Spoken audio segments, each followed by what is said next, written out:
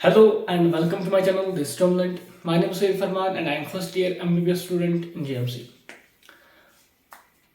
In today's video, we are going to discuss about test series and the content that we have to revise. First of all, I would like to suggest to you that go through the playlist of this channel and you will find there a playlist by the name NEET Questions. उसमें हमने question जो NEET के हैं अभी तक जो आए हैं या जो नीट पे पूछे जा सकते हैं उसमें I think more than 60 questions हैं. You can go through them and at least अगर उसमें से आपको एक या दो क्वेश्चंस ही अपने नीट पेपर में मिल जाते हैं तो आपके लिए वो बेटर होगा. ठीक है, तो सजेस्ट करूंगा वहां पे जाके आप उन क्वेश्चंस को देख सकते हैं. और भी वहां पे नीट के रिलेटेड कुछ चैप्टर्स पढ़ाए मैंने. आई थिंक प्लांट किंगडम अच्छे से वहाँ पे कंप्लीट हुआ है एंड फर्स्ट जो बायोलॉजिकल क्लासिफिकेशन है तो वहाँ पे जाके उनको भी आप देख सकते हैं. वो भी आपको हेल्प कर सकता है क्योंकि प्लांट किंगडम रिमेंबर करने में थोड़ा सा डिफिकल्ट होता है, तो वहाँ पे मैंने इजीली समझाया है तो बेटर रहेगा आपके लिए अगर आप चाहें तो अगर आप नए हैं तो चैनल को सब्सक्राइब करना है and share it with your friends. Today's video is about test series and content what you have to study. Now first of all, जब मैं नीट के लिए प्रिपेयर कर रहा था तो मैं क्या पढ़ रहा था वो मैं डिस्कस करूंगा. उसके बाद आ जाएंगे क्या करना है हमें. ठीक है, तो जैसे ही जब मैं प्रिपेयर कर रहा था तो पहले ही मैंने ऑलमोस्ट अभी तक मेरा सिलेबस जो है कंप्लीट हो गया था. ठीक है, सिलेबस कंप्लीट होना अभी तक आई थिंक नॉर्मल सी बात है, हो जाना चाहिए था. अगर नहीं हुआ है तो कोई मसला नहीं है, हम थोड़े से और दिन ले सकते हैं, एक वीक 2 वीक और ले सकते हैं और सिलेबस को कंप्लीट कर सकते हैं. लेकिन अभी तक होना चाहिए था क्योंकि अभी तक सितंबर से अगर देखेंगे अक्टूबर नवंबर दिसंबर फरवरी मार्च बहुत टाइम हुआ है, 5-7 मंथ आए, तो ये उतना मसला नहीं है, सिलेबस हो जाना चाहिए था. तो अगर अभी नहीं हुआ है तो और 2 वीक में आपको वो कंप्लीट करना पड़ेगा. एंड रिवीजन इंपॉर्टेंट है, तो रिवीजन अभी तक मैंने जब मैं कर रहा था प्रिपेयर तो मैंने अभी तक कंप्लीट किया था. ठीक है, और मैंने आई थिंक रिविजन भी स्टार्ट किए थे क्योंकि मैं जो पढ़ रहा था पीछे से मेरा रिवीजन चलता रहता था. मतलब अगर मेरा सिलेबस जब 50% कंप्लीट हो गया तो मैंने 50% जो पढ़ा था उसका रिवीजन भी स्टार्ट किया एंड जो नेक्स्ट 50% पढ़ रहे थे वो भी पढ़ रहा था मैं. ठीक है ना, तो अभी के लिए आपको क्या करना है, अगर आपने कंप्लीट नहीं किया है तो जो आप पढ़ रहे हैं उसको पढ़ना ही है. ठीक है, जो भी पोर्शन नहीं हुआ and the portion that you have completed you have to go to revise it. ठीक है ना, you have to prepare your plan how to revise it. ठीक, सपोज अगर आप अभी आपके पास 80% सिलेबस कंप्लीट है, 20% के लिए आप सपोज दिन में आप रखोगे 2 घंटे, वो 20% कंप्लीट करने के लिए है. एंड जो बाकी टाइम में 80% ऑफ योर स्टडी टाइम जो है वो आप लगाओगे रिविजन में. क्यों? क्योंकि 80% कंप्लीट हुआ है. ठीक है ना, रिवीजन इंपॉर्टेंट है. ये मैटर नहीं करता कि आपने कैसे पढ़े हैं, आपने क्या पढ़ा है, ये मैटर नहीं करता. आपने कितने रिवीजन किए ये मैटर करता है. क्योंकि जैसे ही आप नीट में जाओगे एग्जाम में, ठीक है ना, एग्जाम सेंटर में जैसे ही बैठोगे तो आपको एक प्रेशर आ जाता है. तो वो वहां पे आपको रिवाइज जो किया होगा, जितनी बार आपने रिवाइज किया होगा आपको अच्छे से याद होगा. तो वो वाला पॉइंट जल्दी आपके माइंड में आ जाएगा एज कम्पेयर टू आपने कोई 2 घंटे लगा के एक लाइन पढ़ी होगी. ठीक, बेटर है कि एक लाइन को 2 घंटे पढ़ने से बेटर है कि उसी लाइन को 200 बार 1 घंटे में पढ़ो तो वो आपको याद हो जाएगी. क्योंकि आपसे नीट में पूछा नहीं जाएगा कि आपने ये क्वेश्चन कैसे किया, क्या आपको याद था ये, क्या आपने रट्टा लगाया था, क्या आपने कहाँ से किया. नहीं, आपने क्वेश्चन ठीक हो गया तो आपको अपने मार्क्स मिल जाएंगे. ठीक है, next point is that is test series. फिर आ जाएंगे इस पे कंटेंट क्या पढ़ना है, लेकिन पहले आते हैं टेस्ट सीरीज पे. According to me test series very important because अगर आप टेस्ट सीरीज देते हो तो यहाँ पे आपको पता चलता है कि मेरी क्या लेवल है. ठीक है, मेरे कौन से टॉपिक्स वीक है और मेरा टाइम मैनेजमेंट कैसा है. नीट में सबसे ज्यादा प्रॉब्लम जो स्टूडेंट्स को होती है वो होती है टाइम मैनेजमेंट. वो टाइम मैनेज नहीं कर पाते हैं एंड मोस्ट ऑफ स्टूडेंट्स आप जाओगे नीट में आपको देखो कि वो बोलते हैं कि मेरे 20 मिनट और मिल जाते हैं तो मैं उतने क्वेश्चन और करता है. ठीक है ना, वो क्वेश्चन देख भी नहीं पाते हैं. क्यों? क्योंकि टाइम मैनेजमेंट नहीं होता है. डेफिनेटली अगर आप भी अभी पहली टेस्ट सीरीज मतलब ज्वाइन करके पहला टेस्ट देते हो तो यू विल डेफिनेटली फाइंड कि आपका टाइम मैनेज नहीं होगा. आप 30 मिनट आपको लैग होगा, आप बोलोगे और 30 मिनट हो जाते और 40 मिनट होते मैं करता होगा. डेफिनेटली मे भी आप सोचते होंगे कि नहीं मेरा तो होगा, लेकिन ऐसा होता नहीं है. रियलिटी में टाइम मैनेज करना सीखना पड़ता है, ऐसे खुद नहीं होता. क्योंकि सब नॉर्मली सब जो नीट एस्पिरेंट आते हैं जिसने नहीं टेस्ट सीरीज दी होगी तो उसको टाइम नहीं मैनेज होगा. ये डेफिनेटली है कि नहीं होगा क्योंकि एक एक्सपीरियंस वहां पे चाहिए होती है. कैसे किस हाउ टू सॉल्व फिजिक्स आपको कुछ पता होना चाहिए. आपको पहले ही ये डिसाइड करके होना चाहिए. जब नीट में जाओगे तो आपको फिर मतलब आपको लगेगा यूजुअली जैसे मैं पेपर देता हूँ अपने टेस्ट सीरीज के वैसे ही पेपर आज भी आया है. ठीक है, नॉर्मल रहेगा. जब मैं प्रिपेयर कर रहा तो मैंने एलन की टेस्ट सीरीज लाई थी, प्रिंट करके निकाली थी।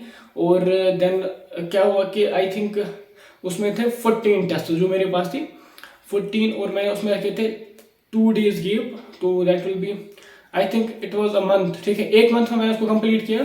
तो टेस्ट सीरीज का मैंने शेड्यूल बनाया, ठीक, शेड्यूल बनाया, पहला टेस्ट मुझे इस डेट पे देना है, और जो उसमें सिलेबस था उस टेस्ट में, ठीक है, उसके लिए पहले 2 दिन रखे। तो उन 2 दिनों में मैंने वो वाला सारा सिलेबस कंप्लीट किया और उसके बाद टेस्ट सीरीज दी थी। ठीक है, नेक्स्ट उसके बाद और 2 दिन थे, मतलब टेस्ट जिस दिन देता था उस दिन मैं नहीं पढ़ता था, क्योंकि उस दिन टेस्ट दे के मैं पेपर को उसको सॉल्व करके उसके सारे क्वेश्चन देख के ये क्वेश्चन क्यों नहीं आया, इसमें कौन सा कंसेप्ट लगता है, वो सारे सॉल्व करता उस दिन। ठीक है, नेक्स्ट डे फिर से स्टार्ट होता था। नेक्स्ट 2 दिन में मुझे वो वाला पोर्शन कंप्लीट करना होता था जिसका टेस्ट नेक्स्ट है उसके बाद। ठीक है ना, तो ऐसे करके मैंने वो सारे टेस्ट दिए थे।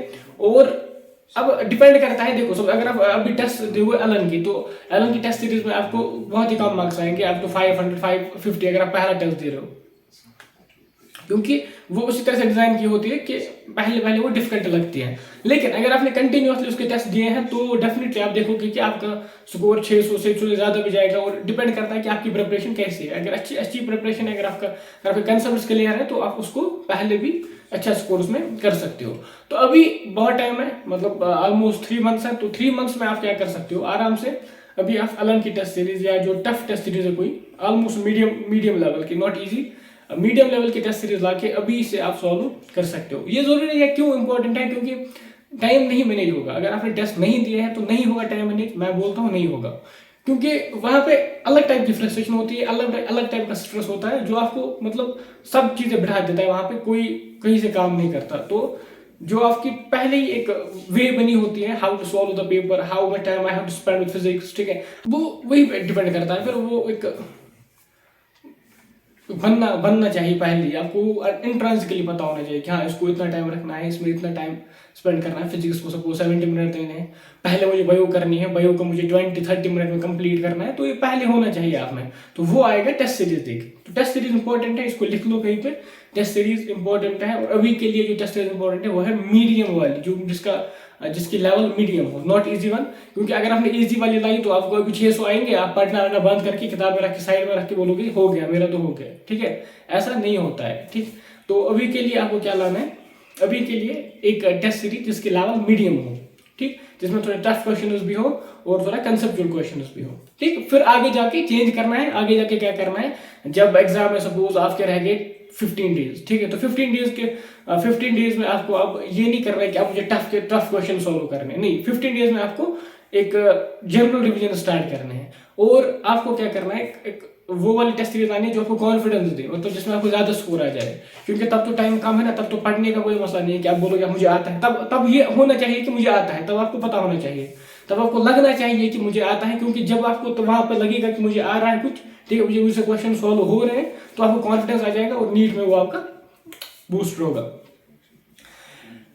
ठीक है, नेक्स्ट वन इज रिवाइज किसको करना है। ठीक है, रिवाइज जो आपको करना है वो है आपकी टेक्स्ट बुक्स। नोट्स में भी बहुत सारे स्टूडेंट्स नोट्स को रिवाइज करते हैं, लेकिन मैं वो प्रेफर नहीं करूंगा।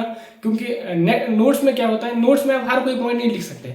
ठीक है, टेक्स्ट बुक में क्वेश्चन आ जाएगा, लेकिन आपको नहीं पता किस लाइन से पूछा जाएगा। ठीक, और हमारा क्या होता है, हम इंपॉर्टेंट पॉइंट्स नोट करते हैं। लेकिन जो आज का पेपर आ जाता, आज जो पेपर में क्वेश्चन पूछे जाते हैं वो मोस्टली उस पोर्शन से पूछे जाते हैं जो हम नेग्लेक्ट करते हैं। ठीक है, उनको भी पता होता है कि हम क्या पढ़ रहे हैं। ठीक है, उनको पता होता है स्टूडेंट किस पे फोकस कर रहा है, किसको छोड़ रहा है, तो वो वही से पूछते हैं। क्योंकि नीट जो प्रोसेस है ये आपको सिलेक्ट करने के लिए नहीं है, आपको रिजेक्ट करने के लिए है। क्योंकि 16 लाख पीपल आपको नीट में अपियर हो रहे हैं, आपको 1 लाख चाहिए सपोज, तो आपको 15 लाख को रिजेक्ट करना है। ठीक है, तो पेपर रिजेक्शन के लिए बनाया जाता है। दैट इज वाई हमें वो वाला पोर्शन भी रखना है जो, ठीक है, जो आपको लग रहा है कि ये इसमें पढ़ने की जरूरत नहीं है, क्योंकि क्वेश्चन वहां से भी पूछा जा सकता है और ज्यादा चांस वहीं से पूछा जाएगा। तो बेटर है कि टेक्स्ट बुक ले लो, आपकी बायोलॉजी की टेक्स्ट बुक, उसको तो 50 बार रिविजन करो कुछ, मतलब फिर भी आपको लगेगा कि नहीं पता है। ठीक है, वो आपको बहुत बार रिवाइज करनी पड़ेगी। Next one is your chemistry text book. Both 11th and 12th आपको केमिस्ट्री की टेक्स्ट बुक्स को रिवाइज करना पड़ेगा। नॉट केमिस्ट्री मतलब समथिंग आप बोलोगे कि अब तो मेरे पास है सपोज कोई किसी की ऑथर की है केमिस्ट्री में वो पढ़ रहा हूँ, नहीं, वो मैटर नहीं करता। टेक्स्ट बुक की लाइन मैटर करती है, टेक्स्ट बुक की लाइन से क्वेश्चन पूछा जाएगा। तो क्या करना है, टेक्स्ट बुक बायोलॉजी की एंड केमिस्ट्री की वो इंपॉर्टेंट है, उनको रिवाइज करना है। एंड फिजिक्स में अगर आपने टेक्स्ट बुक को एक बार रिवाइज किया है या 11th 12th में भी अच्छे से पढ़ा है, 11th में फिजिक्स टेक्स्ट बुक पढ़ी है अच्छे से, ठीक है, तो एक बार यहाँ पे भी रिवाइज किया है तो देन थियोरेटिकल पोर्शन आपसे उसमें होगा, ठीक है ना। और जो आपने क्लास अटेंड किया है तो वहाँ पे भी ऑलमोस्ट थियोरेटिकल पोर्शन तो हो जाएगा आपका। तो एक तो जो मॉडर्न वाला पोर्शन है उसको पढ़ना है, ठीक है। मॉडर्न वाले पोर्शन को आप पढ़ो अच्छे से, लाइन बाय लाइन याद करो, क्योंकि वहाँ से डायरेक्ट लाइन से क्वेश्चन आ सकता है।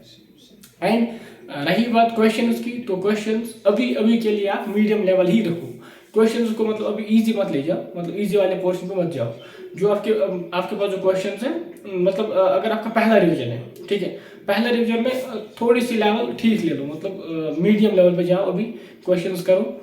और उसके बाद आपको लास्ट में इजी वाले क्वेश्चंस करने हैं, ताकि आपको लगे कि क्वेश्चन हो रहे हैं मुझसे, ताकि कॉन्फिडेंस आ जाए, ठीक है। तो क्वेश्चन अभी कंटिन्यू करना है, लेकिन रिवीजन का एक प्रॉपर शेड्यूल बना लो। मैंने पिछली वाले वीडियो में भी ये बोला था कि रिवीजन का जब तक प्रॉपर शेड्यूल नहीं होगा आप रिवाइज नहीं कर पाओगे, ठीक है। You will find it every time hard, क्योंकि नहीं होता है टाइम। तो आप बोलोगे चलो आज मैं करता हूँ फिजिक्स के 2 चैप्टर, हो गई फिजिक्स के 2 चैप्टर दिन में, आप पूरा दिन फिजिक्स के 2 चैप्टर में लगाओगे। लेकिन मैं आपको बोलता हूँ कि अगर आप शेड्यूल बनाओगे तो आपको दिन में फिजिक्स के 2 चैप्टर, बायो के 2, केमिस्ट्री के 2, आपको टोटल 6 चैप्टर दिन में हो जाएंगे, ठीक है। विदाउट शेड्यूल आपको 2 चैप्टर्स या 3 चैप्टर्स ही हो पाएंगे, क्योंकि एक माइंड में एक अलग टाइप की एक वो बन जाती है कि मुझे कैसे रिवाइज करना है, ठीक है। तो माइंड को पता होता है कि आज 6 करने हैं, तो वो उसी हिसाब से आपको प्रिपेयर करता है। वैसे ही आपका टाइम डिस्ट्रीब्यूट हो जाता है, खुद ही आप देखोगे कि हाँ ये भी होगा, ये भी होगा, ये भी हो जाता है। अगर अदरवाइज आपको लगेगा कि 2 चैप्टर भी डिफिकल्ट हो रहा है। कैसे बनाना है टाइम टेबल, वो मैंने लास्ट वाले पहले से जो वीडियो आई थी उसमें मैंने वो किया था डिस्कस, तो वहां पे आप जाके उसको कर सकते हैं, ठीक। तो आगे आ जाते हैं फिर से। टेस्ट सीरीज को हमने डिस्कस किया, ठीक है। होप करता हूँ कि ये वाला पोर्शन कंप्लीट हो गया कि टेस्ट सीरीज कौन सी ज्वाइन करनी है, कैसे ज्वाइन करनी है, और शेड्यूल में उसको कैसे रखना है, ठीक है, कैसे फिक्स करना है। पर्टिकुलर टाइम ले लो, सपोज आप 3 डे ले लो, 4 डे ले लो एक टेस्ट का, उसमें पूरा रिवाइज करो उस टेस्ट का कितना है। सपोज यूनिट टेस्ट होता है, उसमें सपोज आपके 6 चैप्टर 7 चैप्टर्स होते हैं, उनको 2 दिन में या 3 दिन में कंप्लीट करके आप टेस्ट दे दो। उसके बाद यूनिट टेस्ट सेकंड, ठीक है। लेकिन यूनिट टेस्ट 1 सेकंड में आपको डिफरेंस नजर आनी चाहिए, मतलब हर एक टेस्ट में आपका स्कोर इंक्रीज होना चाहिए, तब मतलब उसका कुछ बेनिफिट है, तब आपको मतलब समझ में आ जाना चाहिए कि हाँ मुझे कुछ इंप्रूव हो रहा है, ठीक है। और जो वो वाले स्टूडेंट जिन्होंने अभी सिलेबस कंप्लीट नहीं किया है, तो मैं बोलूंगा कि जो पढ़ा है उस पर ज्यादा फोकस करो देन जो भी नहीं पढ़ा है, ठीक है। मैं नहीं बोल रहा हूँ कि उसको छोड़ो सारा ऐसे रखो, नहीं, उस पर पर्टिकुलर टाइम रखो, कम टाइम रखो उसको, और उसको ऐसे लेके जाओ, चलो उसको करते जाओ, ठीक है। लेकिन पीछे जो रिवीजन है उस पर ज्यादा फोकस करो, उस पर ज्यादा टाइम स्पेंड करो, क्योंकि वो वाला क्वेश्चन हो गया है, ठीक है, उससे क्वेश्चन नहीं छूटना चाहिए। अगर इससे क्वेश्चन आपका रह जाता है तो आपको ज्यादा दुख नहीं होगा, क्योंकि ये नहीं पढ़े थे, ठीक है। लेकिन वो वाला क्वेश्चन आपने पढ़ लिया है, उससे आपने मेहनत की है, तो उससे क्वेश्चन नहीं छूटना चाहिए, वो वाला क्वेश्चन हमसे हो जाना चाहिए। That is why you have to revise that portion, that is much important then to do this one, ठीक है ना। वहां पे ज्यादा फोकस करो और उसको ज्यादा स्ट्रॉन्ग बनाओ, ताकि वहां से क्वेश्चन न छूटे, ठीक है। हाँ, तो हो गया हमारा ये फिजिक्स का भी हो गया। अगर आपने एक बार थ्योरी पढ़ी है तो ज्यादा मैटर नहीं करेगा, तो क्वेश्चन पे ज्यादा फोकस करो। तो उसके बाद था कंटेंट का, वही है टेक्स्ट बुक्स एंड क्वेश्चंस, किसी भी बुक से, जो भी आपके पास बुक है। सपोज हम DC पांडे मैंने की थी सोलू, और मैंने AI की भी एक बुक सोलू की थी, तो डिपेंड करता है आपके पास कौन है। सपोज केमिस्ट्री के लिए मेरे फ्रेंड जो है N अवस्थी करते थे सोलू, मैं नहीं करता था, आप चाहे, डिपेंड करता है कि आपको किस टाइप क्वेश्चन चाहते हो। मेरे पास चैप्टर वाइज टॉपिक वाइज थी, रिहान की मैं वही कर रहा था, तो मैं नहीं आपको रिकमेंड कर रहा हूँ कि वही करो, नहीं, जो आपको बुक अच्छी लगती है, जिसका आपको क्वेश्चन आपको लग रहे हैं ठीक लेवल के हैं, अलग अलग डिपेंड करता है कि आपकी क्या लेवल है, तब आपको कौन सी बुक पसंद आएगी, ठीक है। सपोज कुछ फ्रेंड मेरे हैं वो ऐसी बार सॉल्व कर देते, मैं नहीं करता था, ठीक, मुझे वो लगता है ज्यादा डिफिकल्ट है क्वेश्चन, तो मुझे नहीं करना चाहिए। तो ये डिपेंड करता है कि आपकी क्या लेवल है, आपने कैसे पढ़ा है, आपके कंसेप्ट कितने क्लियर है, तो उस हिसाब से आपको क्वेश्चन की लेवल समझ में आ जाएगी। और ज्यादा मैटर वो नहीं करता है, कोई भी बुक आप उठा लो, अगर आपके क्वेश्चन हो रहे हैं तो यू आर गुड, ठीक है। तो आई थिंक यही पे वाइंड अप करते हैं आज का वीडियो। यही था आज के वीडियो में कि मोटिवेट रहो, ठीक है। मोटिवेट रहने के लिए आप जितना रिवाइज करोगे आपको उतना कॉन्फिडेंस आ जाएगा। बाकी आप देखोगे कि आपको बहुत सारे वीडियोस मिलेंगे यूट्यूब चैनल पे जो आपको बताएंगे कि how to crack NEET in 30 days. ऐसा नहीं होता है, you have to go through all this time, you have to go through all this process, you have to study, you have to work hard. कोई shortcut नहीं है, एक ही shortcut है, वो रिविजन. ठीक है, रिविजन के बगैर आई थिंक कोई शॉर्टकट नहीं है नीट का. खुद आप रियलाइज करोगे आफ्टर क्वालिफाइंग द नीट और आफ्टर अटेम्प्टिंग द नीट. ठीक है, नीट अटेम्प्ट करने के बाद भी आपको पता चलता है कि नीट क्या है. ठीक, तो be consistent and work hard, study smart. ठीक है, स्मार्ट स्टडी करनी है. ये नहीं कि अब आप कोई भी बुक उठा के ले रहे हो, हर एक बुक पढ़ रहे हो, 5-6 बुक्स रखी है केमिस्ट्री की, 5-6 फिजिक्स की, 5-6 बायो की. नहीं, बायो के लिए एनसीईआरटी एनएफ है. अगर आपने अभी तक क्वेश्चंस किए हैं तो अभी तक 5-10 क्वेश्चंस करके चैप्टर को आगे ले जाओ. ठीक है ना, डिफरेंट क्वेश्चंस, 10 क्वेश्चन चैप्टर के, चलो दूसरे चैप्टर पे, उसके 10-20 क्वेश्चन चलो नेक्स्ट पे. ठीक, तो ज़्यादा पढ़ना है. ठीक है, बायो की जो लाइन है उनको याद करना ज़्यादा मैटर करता है. सो आज की वीडियो में इतना ही. तो अगर आप नए हैं तो you have then press the subscribe button and share the video with your friends. बाकी thanks for watching. Thanks a lot.